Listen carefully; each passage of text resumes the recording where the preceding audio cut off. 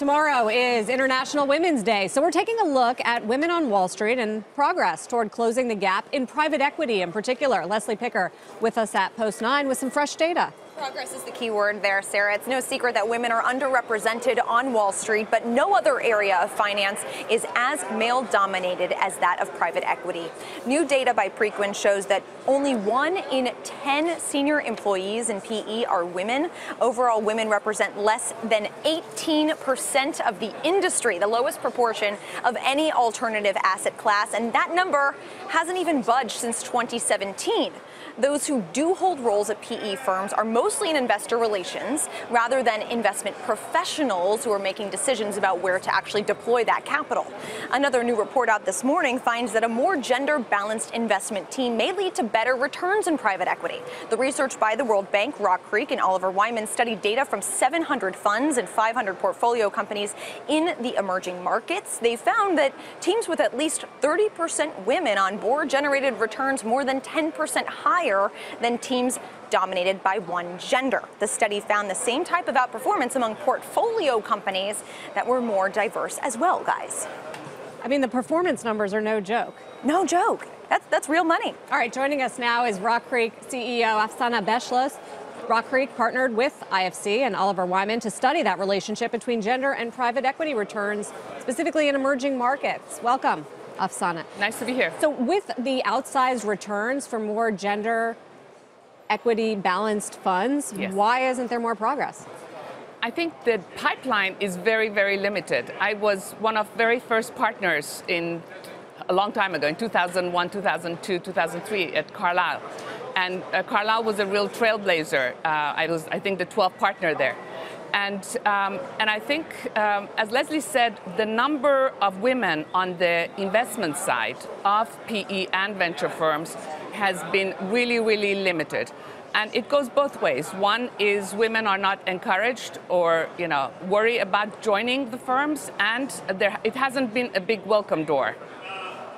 Now, several studies have shown that women in public equity investing yes. are better investors, and some of the reasons why is that they trade less frequently and they tend to be more risk averse. Now, in private equity, you're not really trading as frequently. You buy something, you hold it for several years.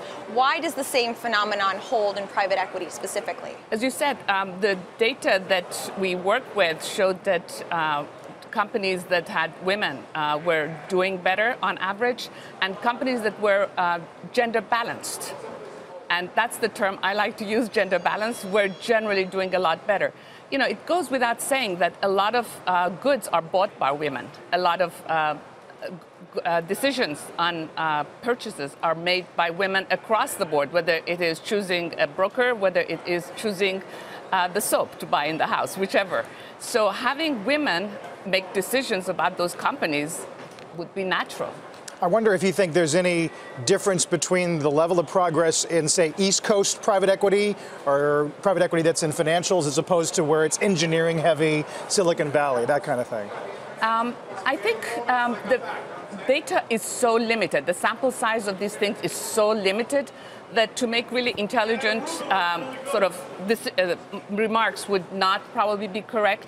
But if you're seeing a lot of women are coming through STEM in Silicon Valley, you'll see a lot of them may not have been born in the US, but the number of women increasingly joining venture firms is rapidly increasing. And I have seen that the venture firms are making bigger progress than private equity. There are 2 points to mention. One is venture firms are generally smaller. But quite a few of them, like Andreessen, like Y Combinator and others, if you see, they either had women founders in the case of YC, and either in the case of Andreessen, they have added women partners in more recent years. So the share of women to others is much higher than if you look at a 200-person private equity firm, where there might be one, maybe two. But the really interesting thing about the study that Leslie alluded to is emerging market data is actually better than US data. Why? Number one. Number two, we think about China and, going to a question, in China, because these are new areas, you're starting from scratch, much easier for women to have come in both in terms of creating new companies startups, but also being in PE firms. So the study showed that the ratio of women on the investment side was closer to 15% in China. On average, the study showed, and it was a pretty major study looking across, as you said, 800 funds and 500 companies were surveyed. The total numbers were 11%, which is much higher than in the US. I wonder if it's because it doesn't have the same history where it was born out of the 1980s, Wall Street, boys club, wild culture with the biases that were instilled. I think there is that sort of conscious bias and history. So like many things, when you're looking into emerging markets, they can leapfrog. And it seems like in private equity and venture, when it comes to having more women in their teams, they're starting to leapfrog. Now, what's fascinating about your study, too, is that it seems like the LPs, the investors in these private equity funds, actually want things to change. They want there to be more gender diversity in the portfolio companies and in the GPs. Why aren't the GPs responding to this? What are some of the reasons behind the fact that, according to that Preqin data, the gender balance hasn't really grown since 2017? So when we did the survey, it showed that close to 3/4 of the group that we surveyed among the investors said that they do think it's very important among the LPs. But when we talked to the GPs, they said that only about 25% of the LPs bring this up as a topic of discussion. I think that is the same in emerging markets as here. It's the same phenomena where obviously the one thing that LPs care about is performance, but we are talking about performance here. And what is interesting is what LPs said to the survey, that is, 75% said they do care.